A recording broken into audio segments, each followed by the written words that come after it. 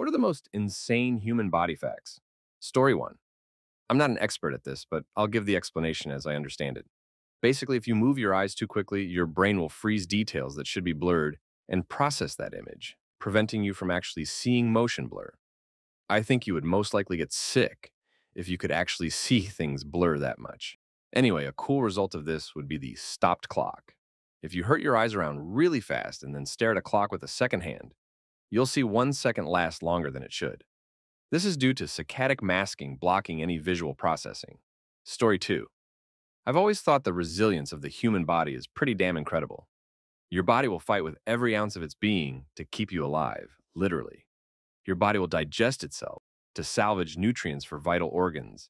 Your cells will end themselves if they can tell there's something wrong with them for the good of the rest of the body. And you have so many reflexes that you wouldn't even begin to understand until they actually kicked in when you go into survival mode. The instinctive drowning response, for example. Every part of your body is focused on keeping your mouth above water for air. My personal favorite response is fight or flight. Normally, your muscles are limited in how much power they can exert, so they don't get hurt excessively during routine tasks like exercising. When your adrenaline surges, that limit is gone. Your muscles will work as hard as they possibly can without restraint, and you don't feel the pain of overexertion either. This is where we get those stories of people lifting cars off their children. Hysterical strength. What your body can do in life or death situations is pretty cool. Story 3. The human hand is one of the most insanely fine-tuned pieces of organic machinery on the planet. It contains an absurdly dense amount of nerve cells and special nerve adjustments that make it incredibly sensitive to extremely small signals. Because of this and the insane art that is the natural craftsmanship of our hands, the human hand has a dexterity for precision that other apes do not have, let alone the rest of the barbaric and comparison animals. And you use it to click off and browse memes. Story 4. Breast milk actually changes its composition to meet the individual nutritional needs of the babies feeding from the breast. For example, if mom is nursing a toddler who is more prone to short little drive-by nursings, the child get more bang for their buck and gets a full season's worth of proteins, fats, and vitamins in their 1-minute fly by the same as a 3-month-old gets in their 25-minute session. As they get older, the quantity of vitamins, fats, and proteins changes as well to meet their individual needs. This is even true if mom is tandem nursing 2 babies of different ages. The milk actually customizes itself to ensure they both get exactly what they need, and the amount of milk she makes is dependent entirely on how much stimulation she gets, i.e., the more the baby nurses at the breast, the better supplied they are. This is why using bottles and pacifiers mucks up someone's supply. The baby wastes all their suckling needs somewhere else. Even cooler, the milk makes antibodies for the viruses mom and baby are exposed to and fighting off. I always thought the coolest part, in particular, was that before the mom even knows she or her baby are sick, her milk is already creating medicine, antibodies, to treat her child. It's like a built-in vaccine that is constantly being updated to fight off the latest bugs. This is the main reason why breastfed babies are better equipped to fight off both short-term illness and long-term disease, like respiratory illness, asthma, allergies, etc. And it comes in a really pretty container too. Story 5. I think the tonsils go underappreciated. Most times they do an awesome job of keeping harmful bacteria from finding its way into your airways and making you sick. I can touch my tonsils with my tongue, and I've actually messed with it enough to work out a tonsil stone once. That was a weird experience, because at the time, I didn't know there was such a thing as tonsil stones. I think it would go without saying, but since I can reach my tonsils, I can also touch my uvula and roll my tongue past the soft palate and a little way into my sinus cavity. I don't like doing it often because I think I've given myself a sore throat from moving things around back there too much, unleashing some of the trapped bacteria. Could be a coincidence, though. Can anyone else do this with their tongue? Story 6. Look at an object on the wall across the room. Now keep looking at it while you move your head back and forth, up and down. Your eyes stay pointed at that spot. Not hard to do, is it? For that to happen, your brain needs to calculate the direction and rate of change your head is moving in 3-dimensional space, and then send corresponding signals to the muscles in your eyes to exactly countermatch the rotation and speed in order to keep them pointed at that spot. And not only that, the muscles that have to be moved and the rate at which they move are different for each eye. Since if you turn your head quickly right, your eye contracts the muscles on the nose side to compensate, and the LI contracts the muscles on the temple side. It's an absolutely amazing, fine-tuned process involving incredible spatial calculations and microsecond signaling and adjusting that we do all the time and take completely for granted. Story 7. Our general understanding of sleep boils down to we get tired. If you mean what we understand, but most people don't realize is extraordinary, then it's our healing ability. Compared to most other higher animals, we're basically X-Men meets the Terminator.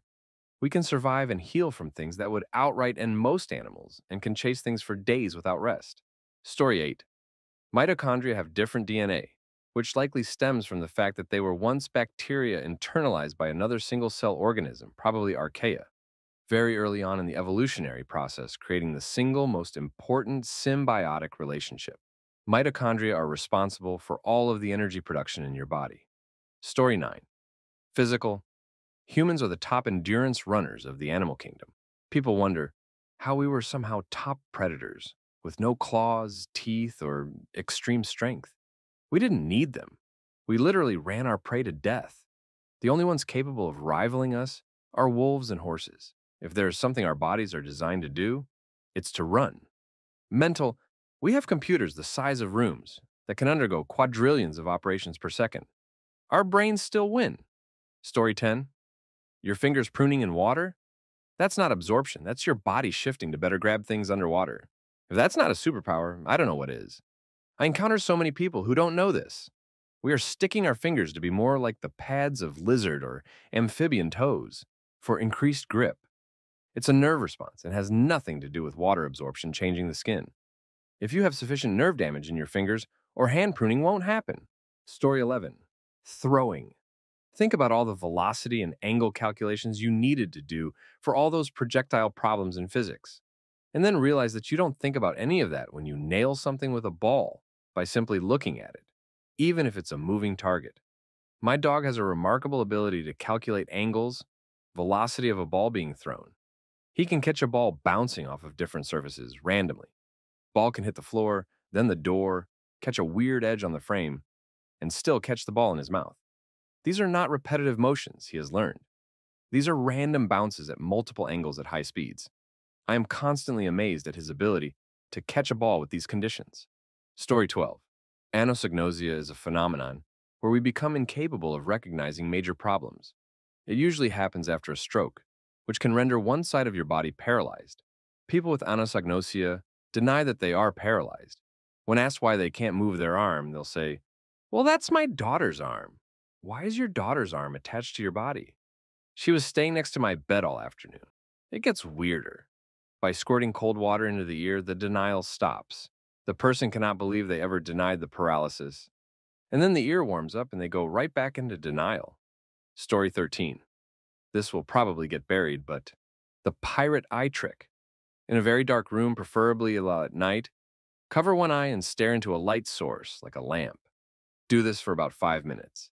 The longer you do it, the better the effect. Then, turn off the lamp. Look around with your eyes still covered. Pitch black, right?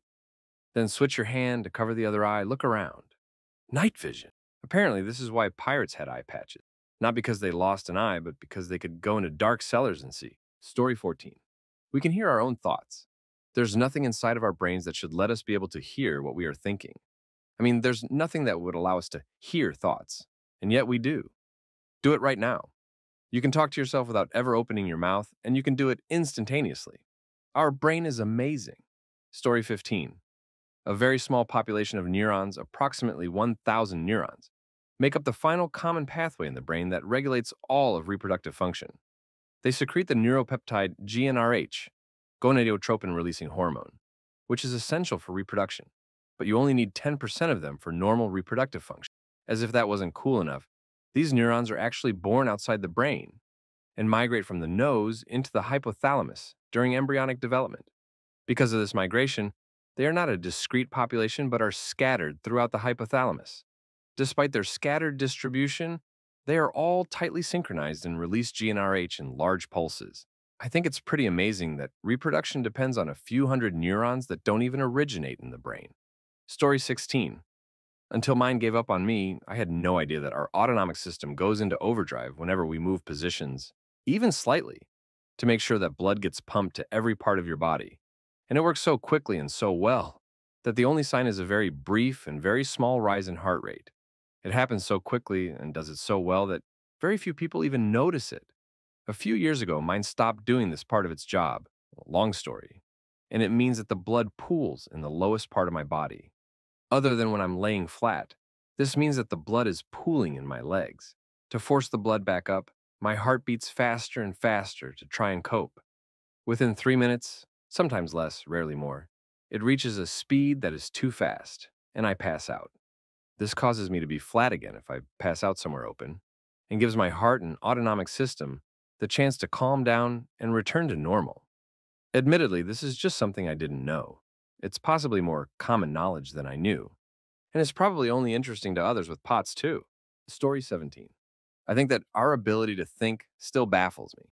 Our ability to act or not act is what makes us different from all other animals. Think about it this way. A male deer in mating season sees a female deer and automatically, without a second thought, tries to mate with her. I mean, there are some horny marks out there, but regardless of them, we choose to act upon what we want to. But how? How are we able to do that? To add to that, your cognition allows you to realize that there's a difference in behaviors between us and deer, and to go even further, there's likely a human somewhere, at some point, who has come up with a theory and a name for the mental mechanism, which allows us to not insta-follow any female we see. Story 18. Every time you swallow, a little flap in your ear opens and closes to continually rebalance the pressure in your ear. Without it, your hearing would cease to be effective, and over time, your head would fly off like the cork from a well-shaken bottle of cheap, fizzy wine. The second part of that may be a slight exaggeration or an outright lie. Eustachian tubes for anyone who needs proof beyond the witterings of some bloke. Story 19. The human body is like an orchestra, a symbiosis of different cells with completely different functions and genetic makeup, all somehow inexplicably singing in harmony, the song of life. The circulatory system can be the percussion with your beating heart. The brain is the conductor, keeping everything in place, and the skeletal system can be the strings, etc. Story 20. The thing that blows my mind about the human body is that it is made of literally the same things that the rest of the universe is made of. Yeah, everybody knows that, but not everybody stops to think about the implications. A cell is alive, a virus is not. We have arbitrarily defined what it means to be alive. Both a virus and a cell essentially boil down to a series of processes. They are like an incredibly complex, huge chemical reaction. Really, a cell is not that different, although infinitely more complex, from, say, a combustion reaction. Reactives go in, entropy goes up, energy is consumed or produced, products come out. And we are just a bunch of cells put together. We are just an enormous amount of chemical reactions put together. Are we that different from gasoline burning up in our cars? What is it like when fire stops burning? What is it like when a cell's processes stop and it dies? What is it like when our body stops living? Life is not all that different from any chemical reaction. A cell isn't intelligent, but it can react to its environment. If we made a program that could simulate a space for cells to live, perfectly replicating real cells, wouldn't they be alive too? They would not be real, of course, but they could be alive in an abstract space. What if we simulated a human being? For that matter, imagine we made a robot that could do exactly the same things all a person, even think, reproduce. What differentiates him from us? Story 21. I always find it interesting to think about moving. Like, I don't have to think about my muscles contracting or ligaments pulling. I just move. Just like that. I move my arm and it moves. Then I get very nervous because I feel like I'm not going to be able to move my arm because I had this thought, but then I move it again and we're good. When someone has chronic pain, all of those things move from the periphery to conscious thought, like when someone mentions breathing and you start breathing deliberately for a little bit. It sucks and it's exhausting. Story 22. Some animals have naturally patched skin. Like dogs, you know how a dog actually has fur patterns. But if you shave the pooch, you'll see his skin is patched the same way. Humans are the same, but our patches only show at certain conditions, and are unseen to the naked eye. About that, ever wondered why it's the pause or belly that is white in most patterns? Because that blew my mind. It's because melanocytes, which you've probably heard of, come from embryological tissue named ectoderm, which primarily makes all nerves but also skin, and thus are created along the spinal zone, then migrate from there in the embryo. And the pause and belly are the furthest. So if that migration is not complete, these are the spots that stay white. Being white meaning no melanocytes, of course. Story 23. Regulate our temperature through sweat. Everyone knows we sweat, but few know that we sweat way more than most other species, or that this allows us to be the long-distance running champs of the animal kingdom. Humans are really slow compared to many other species, but we have such high endurance that we can literally chase animals to death. And one of the primary reasons is that we are really good at cooling ourselves down through sweat. It's probably the one purely physical advantage we have over other species. Story 24. When a human embryo is developing, it's mostly going to end up as something symmetrical. The right side looks like the left. But a few things in the end product aren't quite symmetrical. The heart, for example, some blood vessels, liver on the right, spleen on the left, etc. How in the world does the developing embryo know right from left? How does it make the asymmetry? How does it know the heart goes on the left side and the liver on the right? The answer is both beautifully simple and incredibly complex. Tiny, tiny, tiny little hair-like structures called cilia. As the embryo develops, these tiny cilia form and they start to spin. They create a flow of fluid from one side of the embryo to the other, allowing the cells of the forming embryo to differentiate right from left. Without the correct direction of spin, the embryo can develop with all the organs on the wrong side of the body, the heart on the right, the liver on the left, etc. Situs inversus totalis. NBA player Randy Foye, Denver Nuggets, has this condition. It's just fascinating that tiny, spinning cilia can determine so much before you've developed into anything even slightly resembling a human. Story 25. That a memory of an event that you have not thought of since the event occurred is likely more accurate than a memory of an event that you think of often. When you are remembering an event, you are actually remembering the last time you remember. So you end up with something similar to the telephone game you played as a kid. Each time you remember it, details about the event slowly morph and become less accurate. Story 26. Surprised no one has mentioned it yet? Our body constantly filters out internal sounds. For example, our eyes moving, heartbeat, muscle movements, along with other internal sounds that only get in the way of us perceiving external sounds. Which is amazing because that means that the brain is tracking the movement of the eyes, knows how much sound they should be making, and filtering it out. Story 27. If you remove the lens in your eye and then use contacts, you can see in the ultraviolet. This happened to me when I had one eye worked on.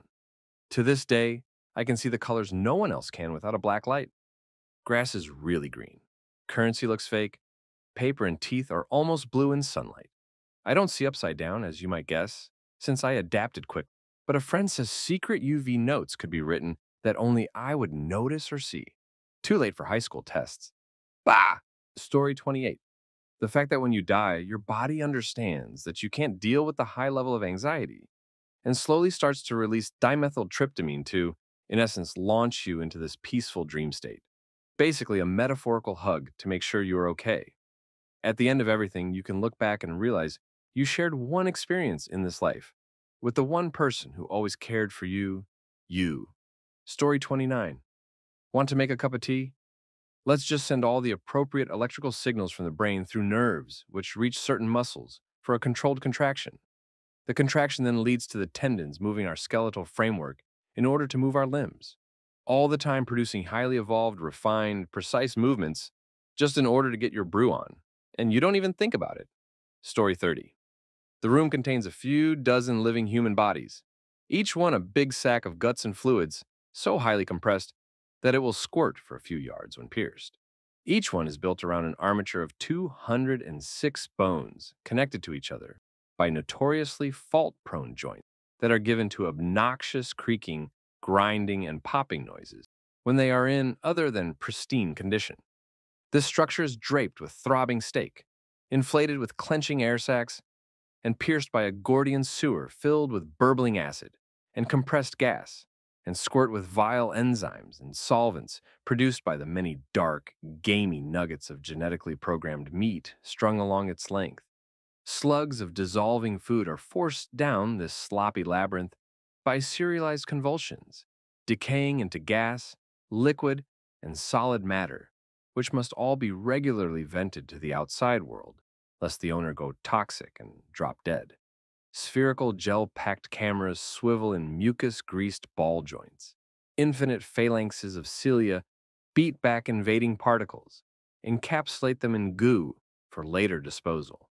In each body, a centrally located muscle flails away at an eternal, circulating torrent of pressurized gravy. And yet, despite all of this, not one of these bodies makes a single sound at any time during the Sultan speech.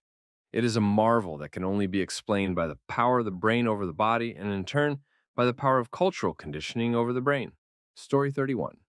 Mammalian diving reflex.